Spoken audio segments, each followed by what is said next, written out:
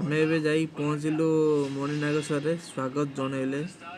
ଆଉ ସେଠି ଦେଖିଲାକୁ ବେଲୁନ ପୁରା ବହୁତ ଉଡ଼ୁଛି ଆକାଶରେ।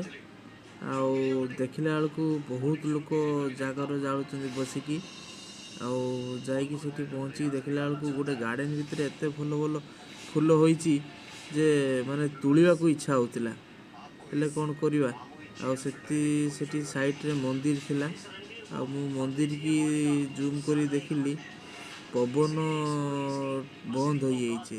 ସେଠି ଦେଖିଲା ଗୋଟେ ବଡ଼ ହାତୀ ଆଉ ବାବା ପୁରା ନିର୍ଦ୍ଧୁମରେ ଜଳୁଛନ୍ତି। ଆଉ ମନ୍ଦିରଟା ଏତେ ସୁନ୍ଦର ସଜା ହେଇଥିଲା ଯେ ଦେଖିକି ମନ ଶାନ୍ତି ହେଇଗଲା। ଓ ଏତେ ଭିଡ଼, ଏତେ ଭୟାନକ ଭିଡ଼ ଯେ ପୁରା ବିଟିଲି ଛୁଆ ହଜି ଯାଇଛି, ପିକୁନକୁ ଖୋଜୁଛି। ଏଠି ଦେଖିଲାକୁ ପିକୁନ ପ୍ୟାଣ୍ଟ ଖୋଲୁଛି।